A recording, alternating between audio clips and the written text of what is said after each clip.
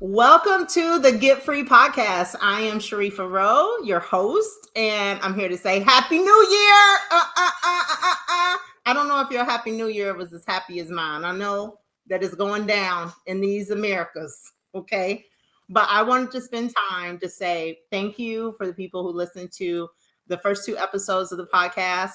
And I also wanted to spend some time reflecting on those podcasts with Black River Life Media.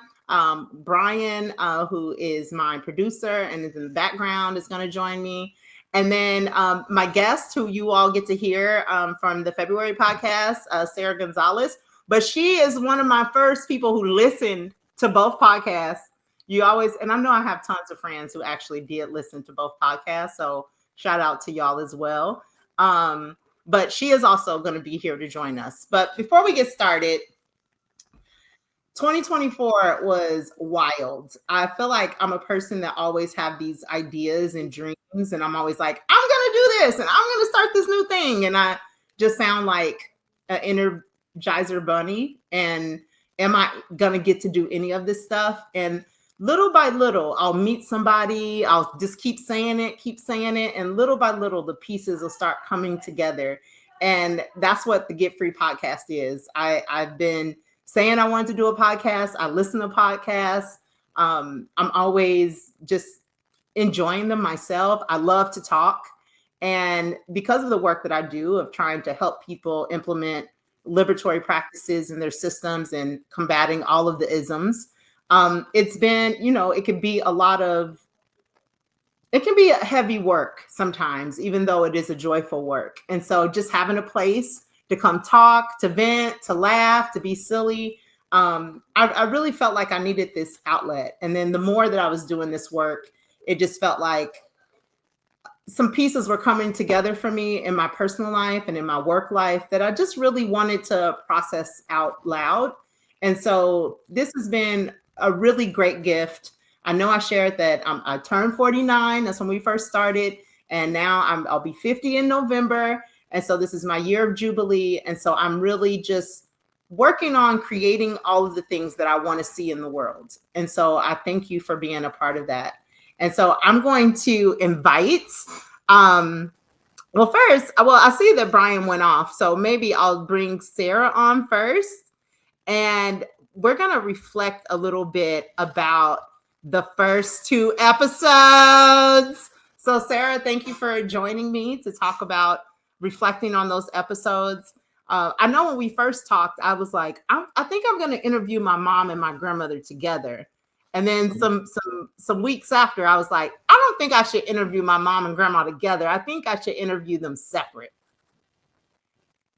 And so I was like, I was nervous, but I felt, we talk about being moms all the time and how our upbringing and what our mothers did with us impacts how we raise our own children.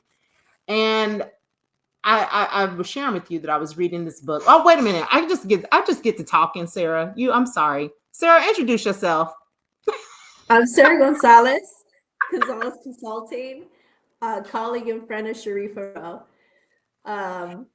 Yeah, well, I was just going to start by asking you, because you had initially said that you were going to interview them together, but now in hindsight, what is the value of having interviewed them, on their own? What was the value for you in that? I'm so glad that I did it separate.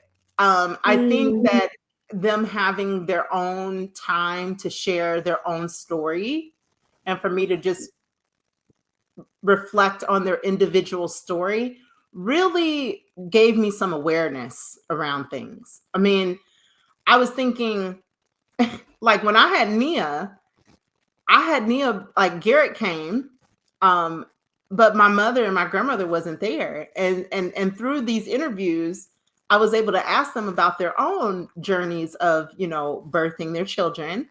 And my grandmother was there because, my mother was 14. But even that, like my grandmother was like still trying to figure out her life. She had these 4 kids. She's now, not married anymore and wanting to be free. And now she has this teenager that's turning her into a grandmother at like her mid 30s. Okay. So I was just having my first kid in my mid 30s. And here my grandmother was had 4 children and becoming a grandmother in her mid 30s. And then listening to my grandmother, I said, well, was your mother there with you? And she was like, no, my mother was not there with me. And so like I remember being so offended when nobody was there and them being like, what's the big deal? But like that was their experience. I think also hearing my mother say that I was freedom for her. And she said that to me before, that I was freedom for her.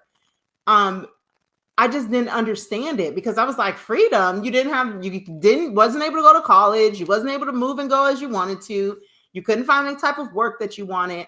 I was missing the point so big. And I think that had I put them together, I would have missed it.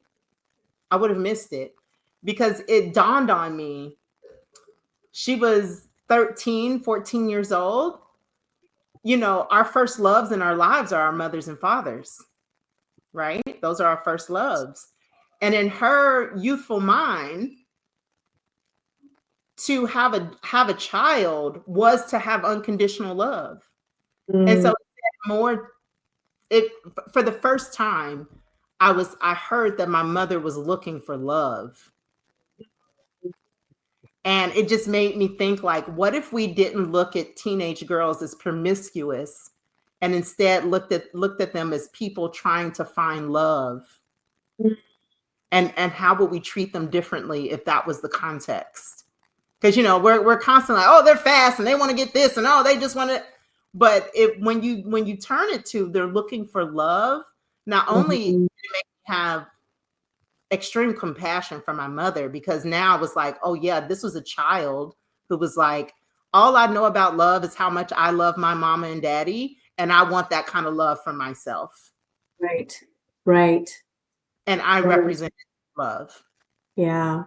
Oh, it sounds like it changes, those interviews kind of changed your perspective around, how you're defining and understanding love. But I'm curious, like, how else did those interviews shift your thinking or your experience or your relationship that you hold with each of those really, powerful women in your life? Yeah, it was the first time that I saw them as women and not in context to what they needed to represent for me.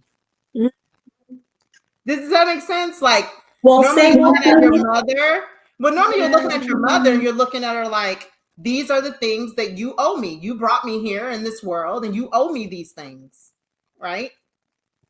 Or you should be responsible for these things.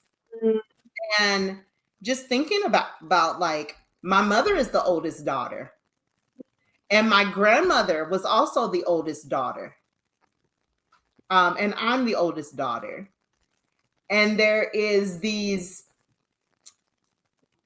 narrative stories that are told about being strong, being the matriarch, holding the family together. Everybody's problem is your problem. You're being selfish if you're not taking care of these things for people. And I've watched my mother over time try to put some of those things down.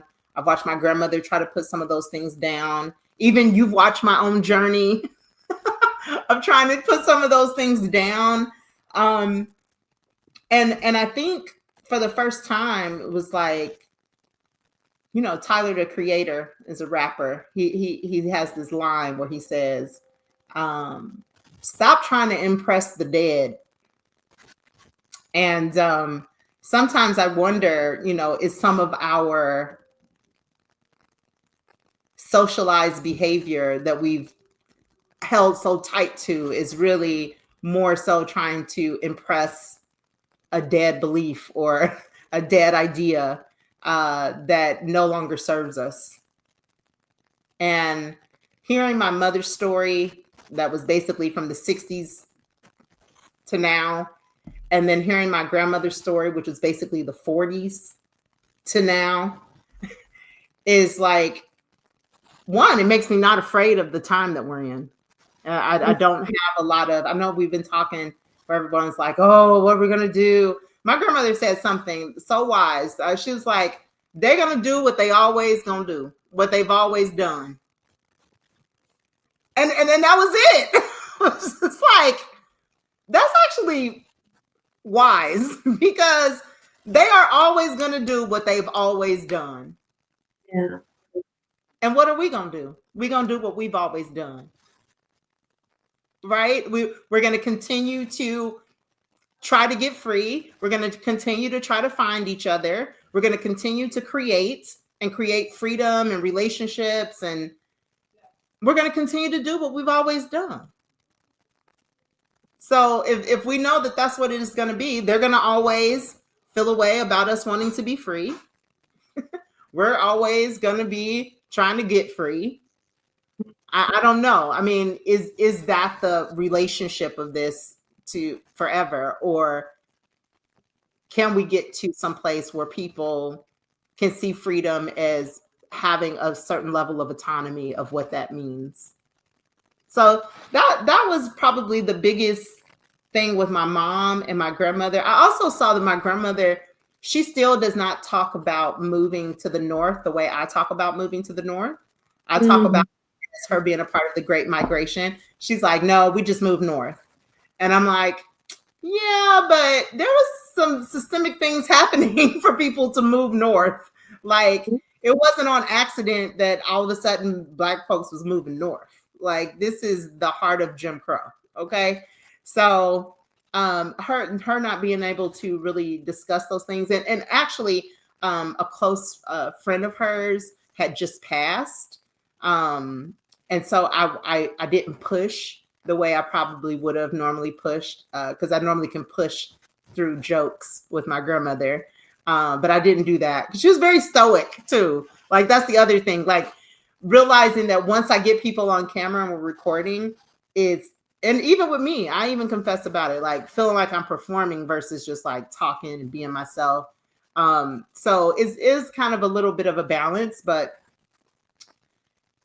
the systems in this world has impacted our families a lot. And normally we talk about it like through our economics. But hearing about my grandmother being a divorcee, and moving into a neighborhood where she was the only single woman on the block. Okay. And had 4 kids. And even though they were all by the same father, her not being with my grandfather, everyone was concerned about her because we're talking about a woman in her 30s, and we know Black don't crack, baby.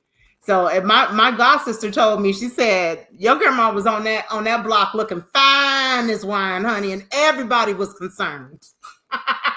Them wives was concerned, honey. Now, my grandmother wasn't concerned because she wasn't thinking nothing of it, but I'm sure that had to be really hard. And then, she's working and, trying to live life. And then now she has a child that's pregnant, and then all of the shame or all of the things that come with that. Even though, her kids were going through what all kids go through when their parents divorce each other, identity and not feeling a sense of stability, and are they still a family unit, and figuring that out, right? So I think all of those experiences of talking to my grandmother and my mother is just helping me see myself fuller and see how I wanted to, how I'm trying to do it differently with my own kids, or what am I bringing along with me with my own kids. Because the more I think that I'm different than my mother every year, the more I can see exactly how much I'm like my mother and how much I'm like my grandmother, and how beautiful that is. One, that I even still have them both. I'm 50 years old and I have my grandmother and my mother. What a gift. What a gift. What a gift. And was raised in a house with my mother, grandmother, and great grandmother. Oh yeah. What a gift. Yeah. I think it's very rare for people. And I feel like that's why I have such a sense of self, and people feel like I'm wise sometimes, even when I think I'm just talking normally. I think it's because of that generational upbringing that I had. So yeah, so that was amazing and beautiful. I want to bring in Brian into the conversation, because Brian, who is my producer from Black River Life Media, Brian, let me see, because I'm gonna add him to the stage. If I add you to the stage and add you like that. No, I want it to look like this. There we are. Brian! Hey, what's going on, Sharifa? And I have to bring Brian in because Brian did our first, my first recording with my mom. And I was so nervous. And Brian was crying. When we got off, I was like, is everything okay? Brian was like, that was beautiful. That was beautiful. And I was like, I was crying because, hey, it's my mom, and we're talking about something that I had held a lot of shame and sadness about. But when I saw Brian crying, I was like, what's going on? And Brian, do you remember what you told me? I don't, but you talked about your mom and your sister. Yeah. It definitely made me think about just all the things that mothers pour into their children. In a lot of ways, it's out of, the fear that they want to make sure that they're protected and they're able to protect themselves. And so that care, that, they instill you with the drive and motivation and the things that they do to try to, put you in the mindset that, you can do these things for yourself, and the push that they give, and I could hear how your mom supported you, the care that she has, and how she's just so much a fan of you. I think that's a beautiful thing. We all, want that from our parents, that appreciation, because I think that's validation that the things that they sacrificed to do for us, that it worked, Yeah. So. Yeah. So what are y'all thinking about in light of where we are in this new year? 2025, January, we saw MLK, it's come and gone. We've seen what's been happening over the last week with these executive orders.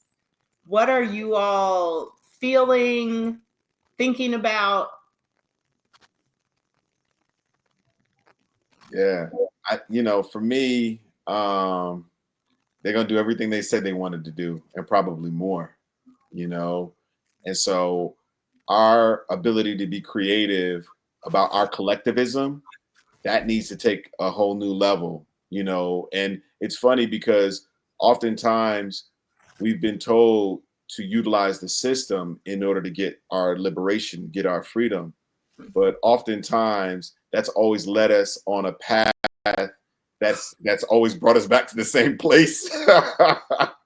So I feel like now the system is really telling us, I am not here for you or you people. And now so what are we going to do now? It's not about the system. Now it's about our individual communities. Can we find interconnectedness? Can we find joy together? And then can we find ways to plan together on how to protect our communities from the systems that have constantly attempted to extract from us the very thing that creates wealth, but also creates disparity within our communities. So how do we figure that out? That's kind of what I've come to the grips with, knowing that they're coming after it all. All of it. That's my favorite part about this. Like, I was doing a little jig when Trump was elected the first time, and everyone thought that I voted for Trump, which I did not. And whoever did, like, more freedom to you, vote for whomever you want to, but that wasn't my ministry. But I just feel like you can't deal with what you can't see. Mm-hmm. And I feel like prior to Trump, everyone thought we was in this post-racial society. That's what they said after the Obamas. And we knew we weren't in that. Even then, people of color knew we weren't in that. But I was like, good. Now we can, good. Yes. Come on. Yes. I didn't even fall for Vice President Harris. I wasn't even, I mean, I was happy, but it reminded me of what happened during the Civil War, where they Mhm. kind of like shook hands behind the table on slavery, where Mhm. they were saying one thing to the public, but on the back they were like, "Well, we'll let you still, ride if you want to." You know what I mean? Like it that's what it was giving. It was giving performative. Yeah. The fact that it was ninth hour, the fact that we've been knowing that he wasn't a fit to go another term. He been knowing he wasn't fit to go another term. It just felt like it was a distraction. It was a distraction Yeah. of a false sense of hope. And I'm not saying that they did it on purpose. I don't have any proof of that. But I feel like in light of everything that's come out, like the way that it's been rolling, like, yeah, they're kind of, we don't have a two-party system. Like this whole thing that we have a two-part, we don't. We have a one-party system. Yeah, I've often said that it's, Republicans are the executives and Democrats are middle management. That's So middle right. management is going to bring donuts in from time to time. That's Middle right. management is going to say, hey, what can we do that's fun? You know what I mean? The executives are going to determine whether or not you get an increase next year and what that increase looks like. And that's what Republicans have in my humble opinion, have technically done with our political system. Yeah. I mean, and now that, we completely watched a Hitler salute during the inauguration. Everybody is saying that. I have a child with autism. She's never accidentally done the Hitler salute to greet nobody. So to blame that on autism was crazy. But it's just, I say it needs to all happen. And because we have to let go of this idea that was all propaganda, that the government was coming to help, that the government does help, that if the rich get rich, it's going to trickle down to the people. Like we just gotta let it from the table trickle down. What is it? What is that? I get, so instead of a full glass of water, I get a sip. Like what? Like what? A drop. A drop. A drop. So it's like, but until we see it with our own eyes, I just feel like no one was not going to be willing to listen to anyone that was saying, hey, we got to come together and build it ourselves. Yeah. When I look at organizations like shout out to the Transqueer Pueblos and the Poder in Actions and the Black Lives Matter and the Chiopacti Collective, and even the work that you're doing at Black River Life Media, like you all have been doing that work and basically telling everybody like, hey, this is where we are. And no one was listening. No one was listening. I mean, look at the work we do, Sarah. We're constantly trying to convince people, hey, they're coming for all of us. No one's exempt. Everybody. And I feel like finally people are understanding. Yeah. And yes, are we going to go through some humbling moments to get to that understanding? Yes. But I'm willing. Yeah. I feel like the fact that they went after DEI the way that they did, knowing that like DEI, it helps like Black people like 7th. You know what I mean? But when they say not even 7th. I would say really? 7th. I would say 7th is high on the list. Right. So I don't even want you to get the bottom of the barrel of DEI help. Period. Because listen, I was doing DEI work, and guess how many contracts I could take by myself? Damn. Wow. 0. And why can't I take them by myself, Sarah? You're a Black woman. Dangerous. Wow. Dangerous. Unsafe. So it's unsafe. So the work that as a Black person doing that work is not like, oh, and now everybody's on board. Yeah. Mm-mm. Wow. So yeah, I wouldn't even say 7th on the list. Actually, that's what I was saying. Like, we don't even have to get all that upset about it. Like, we knew it was performative then. We were glad that some people were getting access. That was better than nobody getting access. We're always going to be, happy for people who get access. But we knew it was a Band-Aid for a gaping wound. Right. I mean, I think in a lot of ways, that stuff is perpetuated by the ways that we shape our communities. And coming out of redlining, you know what I mean? There was nothing reparative when it comes to how it is that we were housed and kind of set up in these encampments, you can almost say, you know, and coming out of that, how can a white person not feel superior when they have these beautiful suburban neighborhoods where, you know, maybe you might have a person or two of color, but you know that you fully control the school system in that neighborhood. It's fully funded. You know, the properties are well maintained and the city's resources rarely fail you. Whereas on the opposite side of the tracks, you know, you've got people of color who everything is in disarray. They're over policed because we feel like they're a threat. We don't want them coming on our side of the tracks. We got to make sure we maintain that border, so to speak. And those school systems are falling apart. The things that they learn aren't really college prep, so they're not really competing with us, even though we say that there's separate, they're equal. I say we moved away from from equal. We moved from segregation, but at the same time, we know that socially we've segregated, politically we're segregated, and that is what has been maintained. And that's always been, it's always been a reiteration of the same thing. For every milestone that we make in terms of what we consider liberation, there's always been new restraints. I mean, and even that part of what you're talking about, Brian, doesn't even talk about the day-to-day shit. I'll never forget me trying to order at Wendy's and on the phone with Sarah one time. Oh, geez. Oh, geez. This lady was harassing me to the point that Sarah was like, "Where are you? And why is this like?" I said, "I'm at the Wendy's drive-thru, girl." Like, she said, "But I ask for this thing all the time. Why are they acting like they can't do that for you?" I said, "Girl, that is the difficulty of navigating these systems, because not only do you have to A, figure it out how to do it, but then B, you have to figure out how to navigate it in safety. Right. But then C, you constantly are coming against people just nasty attitude or don't want to be helpful or give you wrong information or like it's constant. And I'm talking about not just at work, but going to work, stopping at the drive-thru to get something to eat, going to the post office, at your kid's school, going to the doctor, trying to buy a house, trying to get a car. You know what I mean? Like everything that you do is like this constant.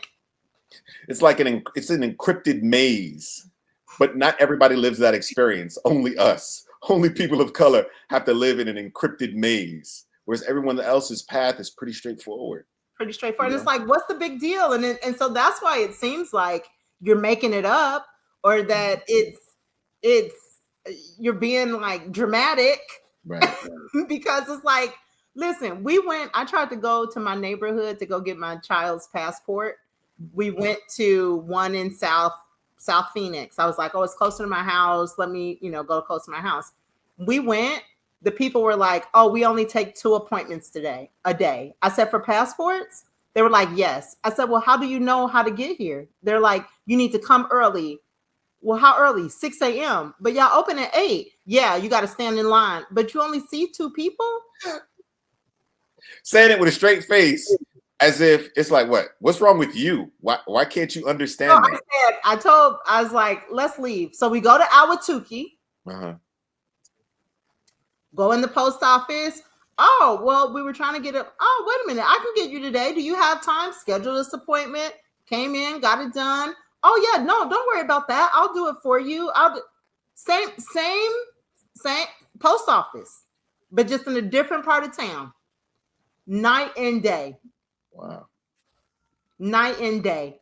And now, if I didn't have the transportation to get to an Ahwatukee, or I didn't even know that other people get treated differently, right? Mm-hmm. Like, I already knew. I was like, I'm just going to go to Ahwatukee. I won't have all these problems.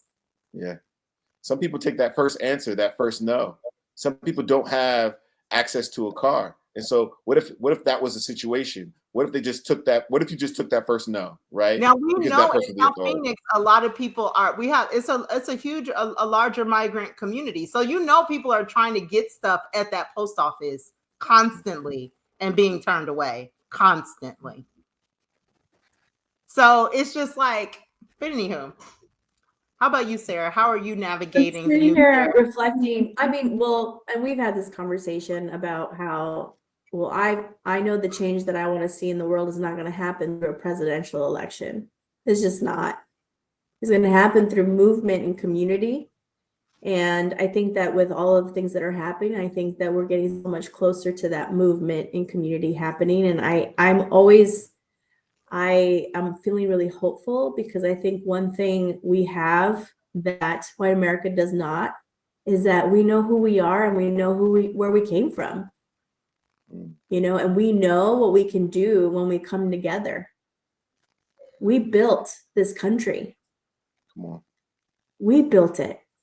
That's right. And we have to remember that. And if we could just come together and reactivate our power, man, we can make a lot of things happen. You know what, Sarah? The whole thing on the MLK Day and inauguration being on MLK Day, I said, because I still believe that MLK was assassinated because what he was about to do for he was going to unite us. He was going to unite us. And that terrified them. And so they killed him. But only to unite us anyway. That's right. To unite us anyway. Right. Because this whole on MLK's birthday, and to be just polar opposite of everything that he stood for. Right. And I feel like we can all, well, some people I'm sure have not seen clearly, but people are starting to see more and more clearly what it is. And that's why I'm excited. I'm excited about Lotus Liberation. I'm excited about the Digital Green Book. I'm excited about everything. Like, I just can't stop cheesing because I don't know. I just have a knowing that this level of difficulty is necessary for the greatness of what's going to be created on the other side. Yeah. I feel like you're demonstrating that liberation is something that has to be of your own creation versus something that you subscribe to. A lot of times we come to this country because the advertising has been, the opportunity, land of opportunity, where dreams come true. And then when you get the subscription, right, and you're here, you don't realize that subscription has a bunch of disclosures and disclaimers that tells you all these things that are not really available to you, but these other things are. But here are the terms and conditions. But that's because it's been created by somebody else, because that's their version of liberation that you subscribe to. But what you're demonstrating is that liberation is the thing that you create for yourself, no matter where you are, no matter what's going on. You have to continue to create pathways to liberation, and it doesn't stop. You don't just settle at, okay, now I'm free. No, you're constantly creating that from the inside, also on the outside as well. And then you're sharing it with other people, because real freedom is something that is shared, right? It's a community that is free, not an individual. It is. It is. That's why I keep saying I expand in abundance, love, and success every day, and I inspire those around me to do the same. And so I give that to both of you. I appreciate you coming with me just to reflect on my first 2 episodes, which was terrifying, but I'm glad that I did it. And we're going to continue to do it throughout 2025. Sarah, I think that in season 2, you might be ready to be a co-host. I feel like you right. I feel like I'm planting the seed, friend. I said season 2. I didn't say season 1. Right. Season 1, friend. I said season 2. Well, I am curious though, because you've done these two podcasts, and you interviewed people that are so close and dear to your heart. I'm curious, what have you learned about yourself in those conversations and in this journey? Like, What have you learned about yourself?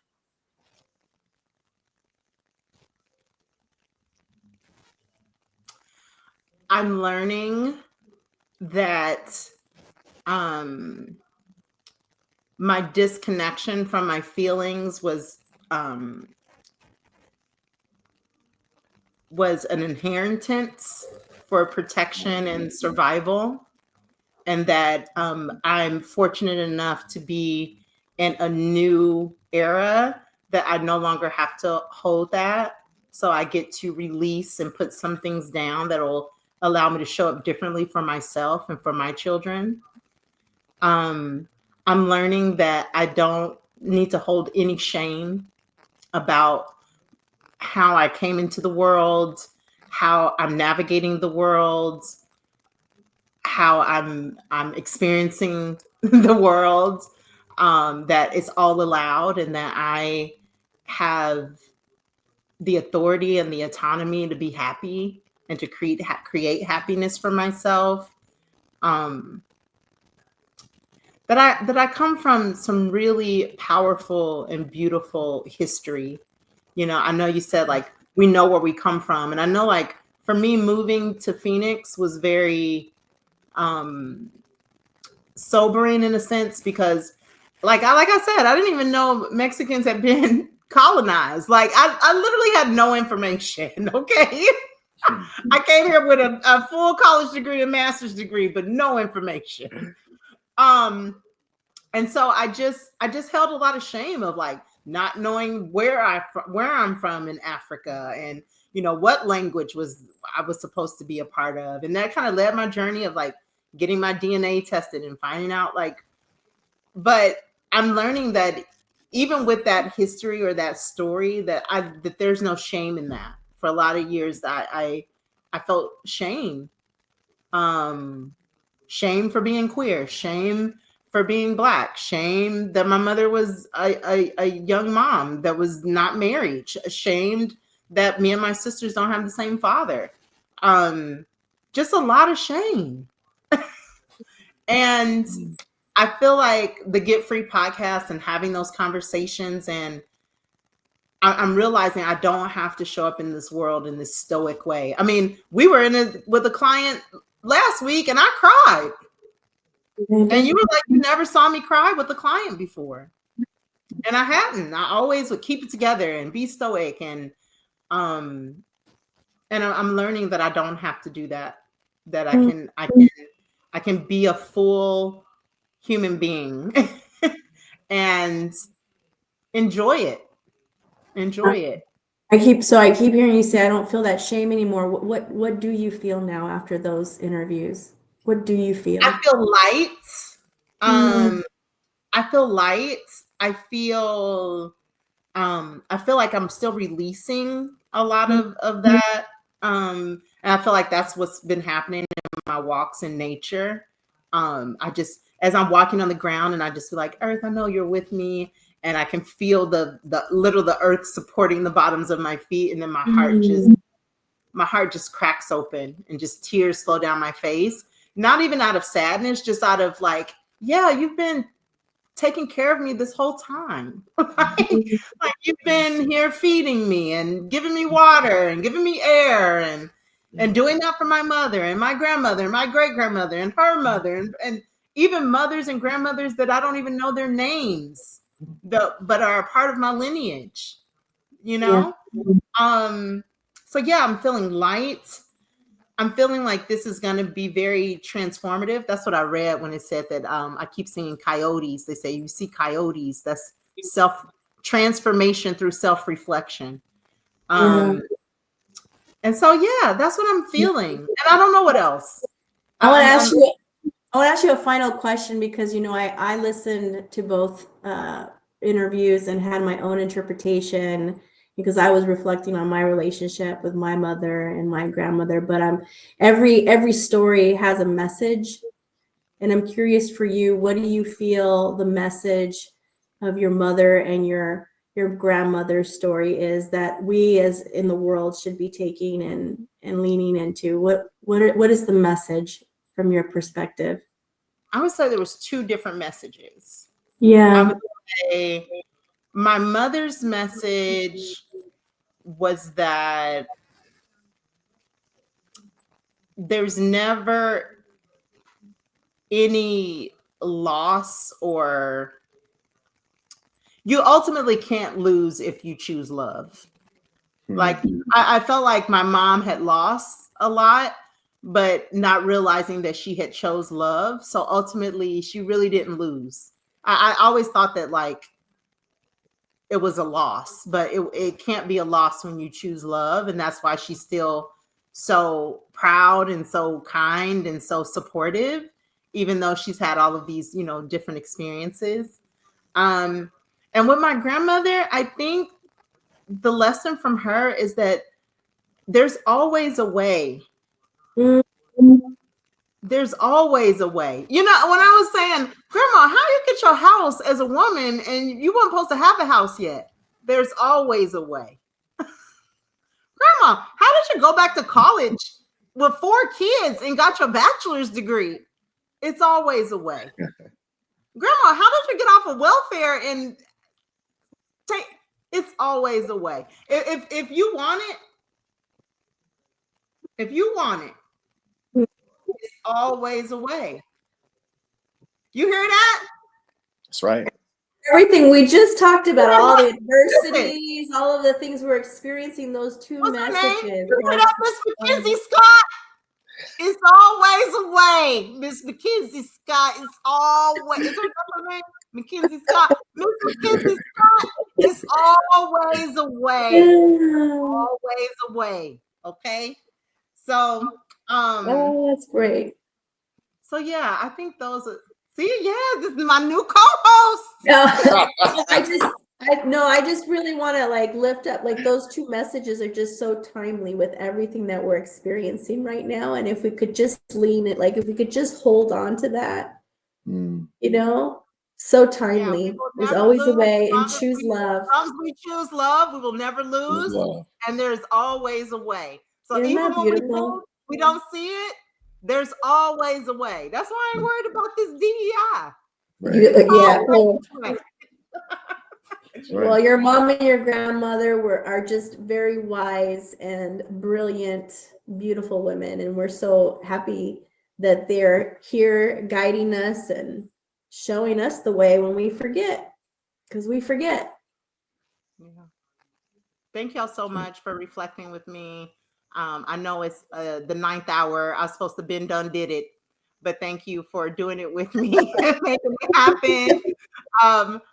And back to you, Get Free listeners. Thank you for joining us. I know these last two was a little longer than most, but I think that the more comfortable I get, the more I talk. So I think that that's what will happen. But thank you for joining us. I hope that you are taking good care of yourself and creating the liberation and freedom in your own life that you hope to see in the world. And we'll see you next time. Love, peace, and hair grease. And remember, go ahead and get free so you can be free now. All right. Bye.